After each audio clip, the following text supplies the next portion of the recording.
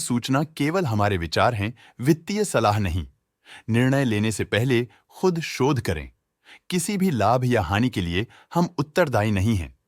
आज हम देख रहे हैं SBI cards and payment services limited के 2024-25 Q3 की standalone financial performance. Starting with the sales, पिछले क्वार्टर से सेल्स में 4.5% का इंक्रीज हुआ है, मगर कंपनी ने पिछले साल के मुकाबले मार्जिनल सेल्स डिक्लाइन रिपोर्ट किया, around -0%। Expenses 6% quarter on quarter increase हो गए हैं, जो साल भर के 3.5% के राइज के साथ अलाइन करता है। क्वार्टरली सेल्स के कंपैरिजन में एक्सपेंसेस इंक्रीज होना दिखाता है कंपनी ने एक्सपेंसेस मैनेज करने के लिए स्ट्रगल किया। कंपनी ने पूरी साल के दौरान चैलेंजेस का सामना किया। ऑपरेटिंग प्रॉफिट, जो पिछले साल के कंपैरिजन में -8.5% डाउन हुआ है, quarter on quarter around -0% decrease हुआ है। Operating profit margin OPM annual basis पे -2.5% से डिक्रीज हुआ है और पिछले क्वार्टर के कंपैरिजन में -1% से डिक्रीज हुआ है। एक्सेप्शनल आइटम्स को ऐड करके अदर इनकम पिछले क्वार्टर के कंपैरिजन में 10% बढ़ गई, बावजूद इसके ईयरली ग्रोथ 23% हुई है।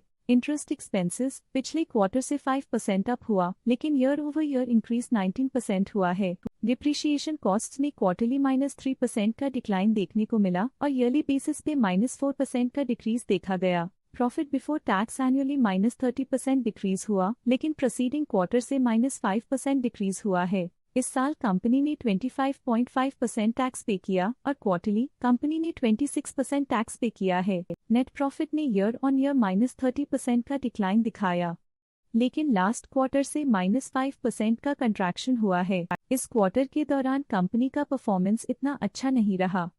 नेगेटिव नेट प्रॉफिट लॉसेस को इंडिकेट करता है। वहीं अगर एनुअल एनालिसिस की बात करें तो साल के दौरान कंपनी का परफॉर्मेंस अच्छा नहीं रहा। नेगेटिव नेट प्रॉफिट का मतलब है कि कंपनी प्रॉफिट के कंपैरिजन में नुकसान उठा रही है। अर्निंग्स पर शेयर EPS में ईयरली -30% का डिक्रीज देखा गया, लेकिन क्वार्टरली में 5% की गिरावट भी नजर आई। इस क्वार्टर में कंपनी का EPS इतना अच्छा नहीं रहा। नेगेटिव प्रॉफिट कमजोर एफिशिएंसी को दिखाता है। SBI cards and payment services limited के फाइनेंशियल स्नैपशॉट को रिव्यू करते हुए कुछ मुख्य ट्रेंड्स सामने आए हैं, जो कंपनी की परफॉर्मेंस पे रोशनी डालते हैं। दिसंबर 2021 से दिसंबर 2024 तक SBI cards and payment services limited की फाइनेंशियल जर्नी में सबसे पहले बात करते हैं सेल्स की। इस साल सेल्स में 1% की वृद्धि हुई है और पिछले 4 सालों में 75% की वृद्धि हुई है, जो एक निरंतर अपवर्ड ट्रेंड को दर्शाता है। पिछले 3 साल से सेल्स लगातार बढ़ती जा रही है, जो मार्केट एक्सपेंशन और कंज्यूमर डिमांड में वृद्धि को दर्शाता है।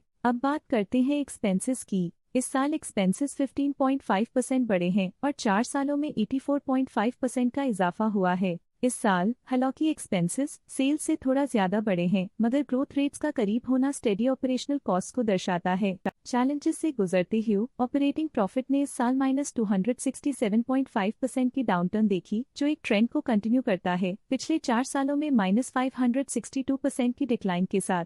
एक वृद्धि के बाद पिछले 2 सालों से ऑपरेटिंग प्रॉफिट गिर रहा है, जो कुशलता बनाए रखने में चैलेंजेस को दर्शाता है। इस साल नेट प्रॉफिट में -13% की गिरावट हुई, लेकिन पिछले 4 सालों में 69% की बढ़ोतरी हुई है, जो कंपनी की मजबूती दिखाता है। इस साल नेट प्रॉफिट में आई कमी के बावजूद पिछले सालों में हुई पॉजिटिव वृद्धि एक अस्थायी मार्केट एडजस्टमेंट को दर्शाता है। इस साल EPS में -13% की कमी के बावजूद लंबी अवधि में देखा जाए तो 68.5% की मजबूत वृद्धि हुई है। इस साल EPS में कमी आने के बावजूद पिछले सालों की ग्रोथ कंपनी की मजबूत ओवरऑल परफॉर्मेंस को अंडरलाइन करती है। चलिए अब बात करते हैं शेयर होल्डिंग पैटर्न की। SBI cards and payment services की शेयर होल्डिंग रिपोर्ट्स कुछ इस प्रकार की हैं, जो दिसंबर 2024 के 31 तक चलता है। ये रिपोर्ट कंपनी के शेयर्स की डिटेल्ड जानकारी देता है, जिसमें promoters, promoter groups, foreign investors, public investors और सरकारी एंटिटीज शामिल हैं। प्रमोटर्स शेयर होल्डिंग 2024 के सितंबर में 68.61% से 2024 के दिसंबर में 68.6% तक डिक्रीज हो गया।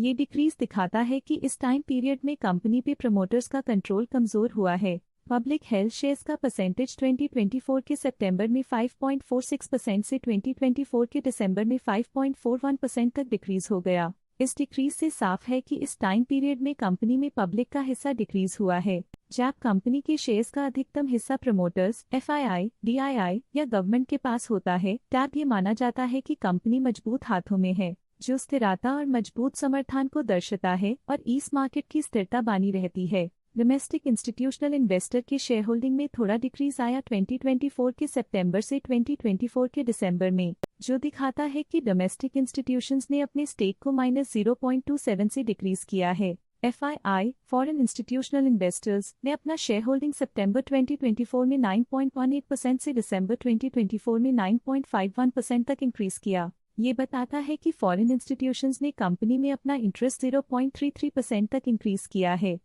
ये था कंपनी का करंट शेयर होल्डिंग पैटर्न। अब नजर डालते हैं SBI cards and payment services के स्टॉक रिकमेंडेशन पे। डॉट स्टॉक का करंट प्राइस 702.3 रुपीस चल रहा है। मोतीलाल ओसवाल ने स्टॉक की होल्ड रिकमेंडेशन दी थी। उन्होंने स्टॉक का टारगेट प्राइस 850 का अनुमान लगाया था।